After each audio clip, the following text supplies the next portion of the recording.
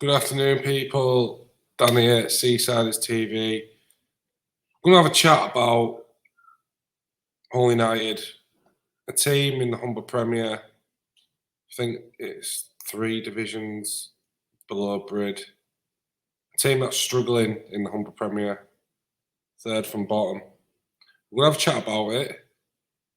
Don't think it's anything to panic about just yet, but we'll get into it. Let's run the intro and we'll get into it.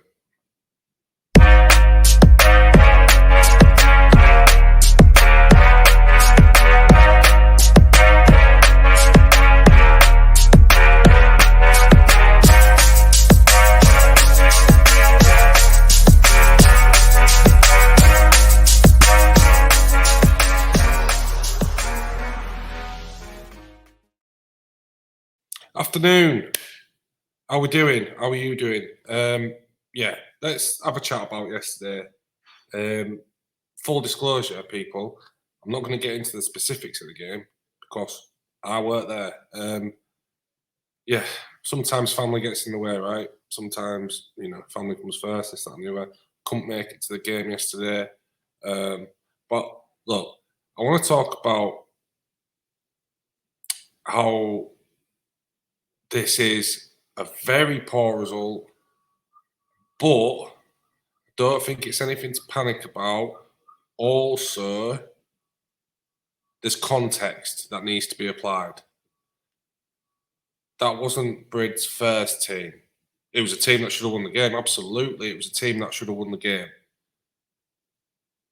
I'm sick of I'm not one for excuses. Do you know what I mean? They're all right for they're bearable for a little while, but you don't want to keep hearing excuses because people see through them. Do you know what I mean? I think you flat out got to say Bridtown reserves should be beating them.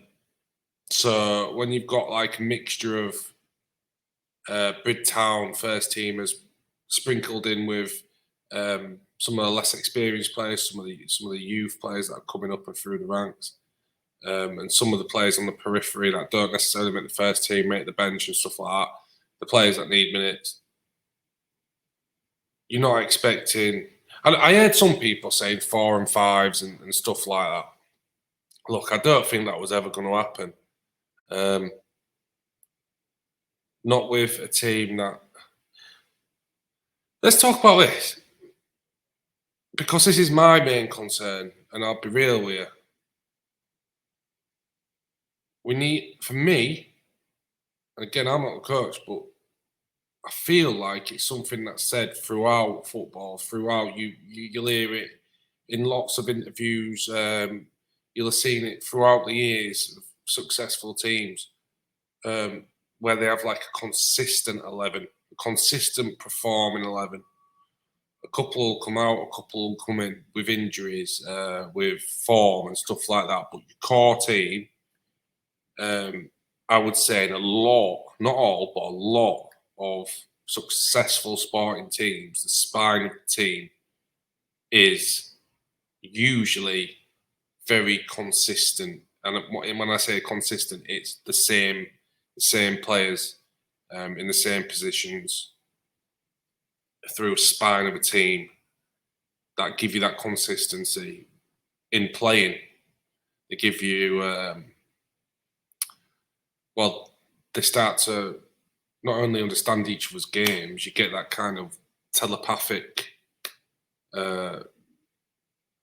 understanding of where your teammate may be playing the ball, where they're going to move next, knowing what their movement's like, knowing the strengths and weaknesses, what they do, what the tendencies are on the football pitch. Build up a rapport and how you communicate with each other. You've all heard of centre-back partnerships, top 2 partnerships, centre midfield partnerships, right? So partnerships across the field. And that's why I never expected 4s and 5s or anything like that last night, because I don't feel like the players have had time to build any of that. I don't think the first team's had time to build any of that. When I've talked to Denny on on here. I've brought up, the turnover of playing staff, the amount of people that, if you bring up last season's team to this season's team, I'm not trying to compare on quality, so I think the players that they brought in are better. But the players that we had last season obviously had a few years to play with each other. There was, there was connections there within the team where you see more, and I wouldn't even say fluid football, but again, it's that understanding, isn't it, of your teammates and the people around you. And I don't think currently the town first 11, although it is starting to become more predictable, has been predictable, if you get what I'm saying. It's starting to get there. I don't think we've had that. I think it's been very much bringing players in. Let's talk about Jack Morbillen brought in. This is just one example. Jack Morbillen brought in under AD, playing most games. He was playing like 60, 65 minutes most games. Now he's out at Hallam. Now, if the coaching staff really fancied Jack, if they thought he was within their top midfield options, he wouldn't be at Hallam. If Denny Ingram thought Jack Morbillen was more beneficial to the team than Sam Kerr, Jack Morbillen would be starting. There's other examples, and I don't want to lose my train of thought here. So, Seb Bolton came in, not of the level, gone out. Marshall Knock brought in, still here, hovering around the bench and pushing for a starting 11 spot. Nathan Doyle, as Denny said, work commitments means you can't train. If you can't train, then that's not something Denny has. He doesn't start players that don't train. Freddie Allen brought in, Doncaster Rovers, now gone back out. There's so many, isn't there? In fact, I think I've got. Hang on with me 1 second. Bear with me. I'll be right back.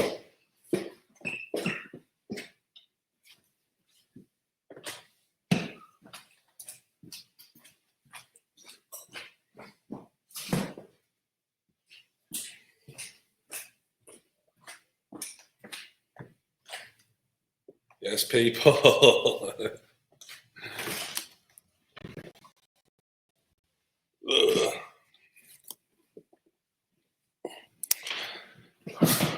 Right, we've got the programme from Carlton Town, first game of the season. So what we'll do is, we'll just have a quick look at what because my memory is not the best, you know what I mean? So let's go through it. So Owen Granger brought in, I don't know why he left. I think it was not enough playing time, whatever happened there. James Williamson left the club. Tom Algar, I think he's at Bev. Yeah. So, yeah, Jack Morbillen, he's gone to Hallam. Alex Markham on contract still here. Although I don't think he's been starting 11 recently, has he? So that's one for the future. Matty Bowman, somebody put it in the comments. I don't know what happened with Matty Bowman, but I know he hasn't been playing. And I really liked Matty Bowman, by the way. I thought he was a good player. Curtis Morrison brought in, again, wasn't getting enough playing time. If you aren't getting enough playing time and you're not injured, it's because they fancy someone else above you, right? Gotta be. In my head, that's what it is. So he's out of Brighouse. George Harrison, Eddie Birch, Bobby Atree, Will Sutton, like I said, Nath Doyle. Yeah. So you can kind of see what I'm saying there, right? Because if we go to yesterday's team,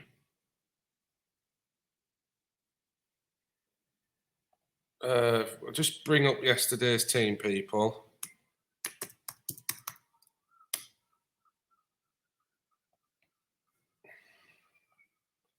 Thanks for sticking with me here. I know I should have had these things up before I started. Right, so yesterday's team. Ben Furst, Marshall Knock, Ben Lewis, Derry Robson, another player that's been brought in. Dan Hartley brought in. Nathan Dyer brought in. Alex Peterson brought in. Harvey Cribb brought in. Okay, so the whole point of me going through this is I think Brid really at this point need to get a settled 11 on the pitch. We need to know our best 11. Get them on the pitch, on the training ground, all that stuff, which Denny will be doing. Settled team. Because the talent's there. The ownership have really followed through with their vision. They're putting money into players, contracts, this, that, and the other. Infrastructure, the bus, everything off the pitch is rosy, mate. It is, isn't it? Everyone I talk to, well, you've got to be mental not to think everything off the pitch is mint, right? It's rosy. It's just the performances on it, right, that have been disappointing. And I think it's all right to say that. I think if you haven't been disappointed, fair enough. You're probably a really happy person, like no negativity, rose-colored glasses, all that. Mint, carry on. It's a good way to live. But I think a lot of people will have been disappointed with the football up to this point. I think that's okay, because I think even if you ask the people in and around the club, the playing staff, the coaching staff, all the fantastic volunteers, I think, even they would have said, expectation to reality to this point, playing staff-wise, is individually they look good. As a team, there's work to do. There is work to do. So this is why I'm saying there's no need to panic. In my opinion, there is no need to panic because it's a long season. I think we're only a quarter of the way through it. It's a really long season. We don't, have the Senior Cup to look forward to anymore, which is a bummer. We got dumped out the FA Cup. I think it was to Berkeley pretty early on.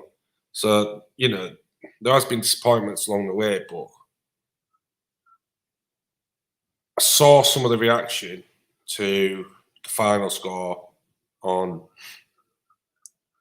Bridtown's Facebook page, and this is why I wanted to put this video out, because the frustration is starting to grow in the fan base. I can feel it. And look, every fan has the right to say what they want, and I would encourage people to voice it, right?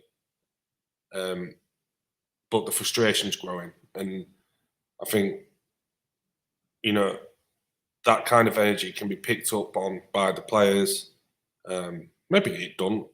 Maybe they're just so into the game that they don't even feel it, but you can feel it now in the ground. The frustration's growing. But I'd say just hold on. Just, there's a big, like Denny said in his post-match interview, there's a big 4 games coming up. And he had his eye on that. Do you know what I mean? Like, if he put his best 11 out, I'm sure they would have dealt with Hull. I'm sure they would have dealt with Hull. Look, Seb Malkalski will be back. He's a big part of this team. He's a key player in this team. And then he will have his players, the people that he relies on, the people that he trusts. He will have them ready for that stretch of 4 games, and things could look very different after it. And look, I'm not expecting liquid football after these 4 games, no, but we do expect improvement, and I think it's right to expect improvement, because what's been served up so far from somebody that only watches football, but like I say, I'm not embarrassed to have an opinion on it. Neither should you be.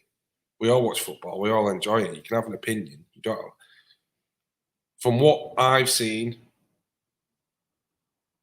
the standard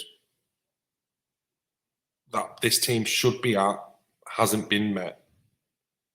So the frustration by some of the fans is warranted. I would say, let's not turn that into anything further than